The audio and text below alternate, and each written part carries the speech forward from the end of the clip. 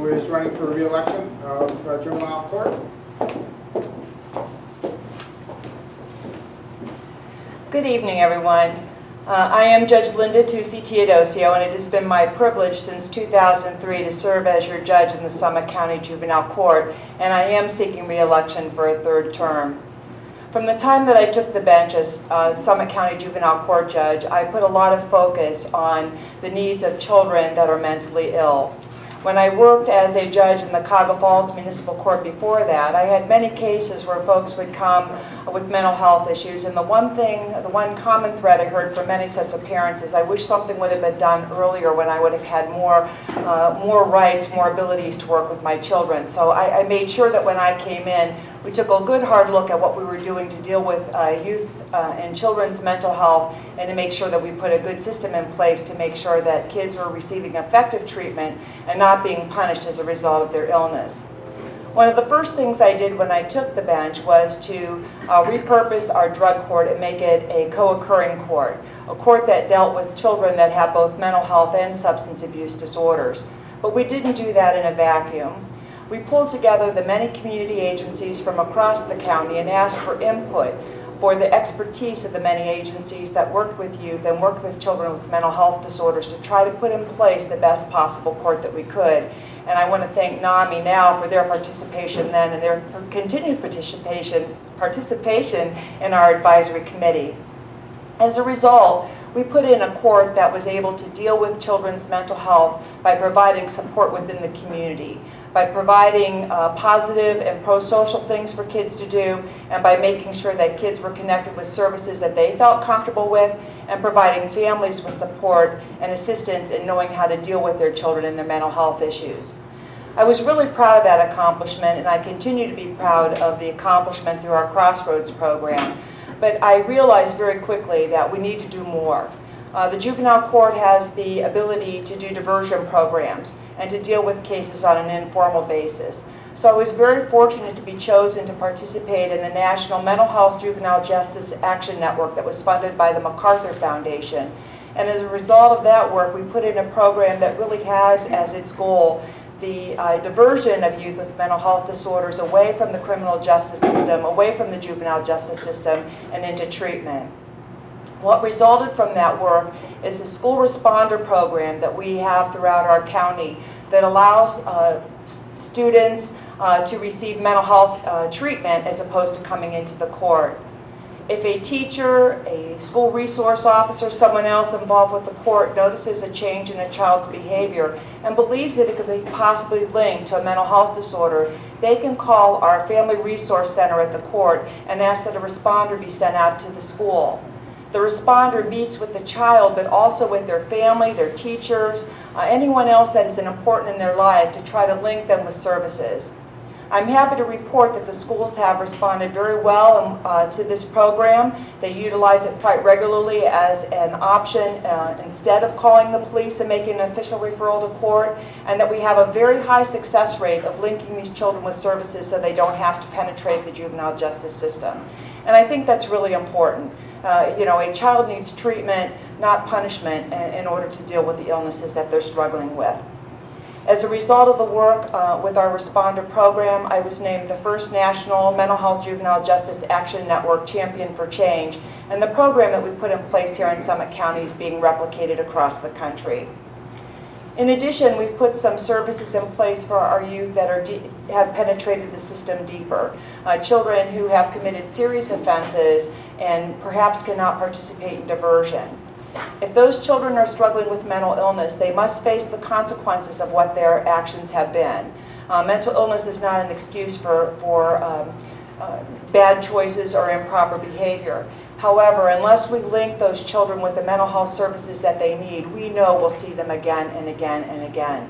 And so we have put in a number of services through our Behavioral Health Juvenile Justice Grant to make sure that those children, in addition to bearing the consequences of their actions, are being linked with mental health treatment that can help them get on the right path. I'm running for re-election on my record. I have a strong record of dealing with folks in the court and directing them to treatment, to try to help them find evidence-based treatment that will get them back on the right path, but more importantly, including the families and the children in the decision-making process and asking them to help us identify those services that will most effectively help them deal with the issues that their families are facing. Again, my name is Linda Teodosio. I'm your juvenile court judge. I'm running for re-election. I would appreciate your vote and support on November 4th. I'm happy to take any questions. Judge, concerning the school responder program, in what school districts is that in effect right now? We offer that county-wide. We make it available to any school that would like it. We have several middle schools throughout the county, a couple of elementary and a couple of high schools. If you are aware of a school that doesn't have the responder program, we do offer it to the schools free of charge. It's funded through Job and Family Services as well as our Reclaim Ohio grant from the state of Ohio. So we are open to putting that program at any school that needs it. In addition, if a family member feels that they have a child that might benefit from that program, even if their school does not have the responder program, they can call our Family Resource Center and we will provide those same services. Yes, ma'am. Judge, I know that over the years I've heard you speak about all the success you've had there, and hopefully you've committed these numbers to memory. How you've not been able, you haven't had to send anybody to the Department of Youth Services, or very, very few individuals because of diversionary programs. Can you talk a little bit about those numbers? Because they've been quite impressive. Sure. I think if we look back at 2008, 2009, we were sending about 136 youth from our community per year to the Department of Youth Services. And we know that if you look at nationwide statistics, probably about 70 to 80% of kids that are confined to state institutions are suffering from mental illness. They become the de facto mental health facilities for our youth. And that's not a good place for kids suffering from mental health disorders to be. We have really focused our efforts on placing in-home services in the community, provide counseling services in the home, in the school, where the kids are, and making sure that we're providing them with the kind of treatment that works. As a result, for our most recent fiscal year, we have reduced our population in the Department of Youth Services to 10 children that were committed. That's a significant reduction. And what that means is that these are kids that are being successfully treated in the community. We have not seen and the figure I don't have in mind is the recidivism rate, but I can tell you anecdotally that the number of kids that successfully complete treatment are not coming back through our system again. And so I think it's important to really look at what works. We try to use evidence-based practice, we collect our data, we make sure we're linking kids with services that we know will help them so that they can be productive and move on and have a successful life. Okay. Do I have time for one more?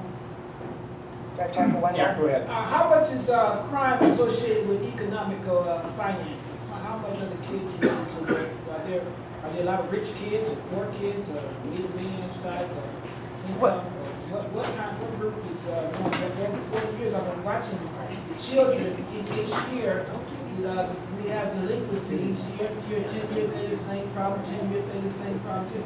Why is we continually having the same problem with kids? Is it you don't have money, or they have to figure out how to save or invest, or is it total money or is it more?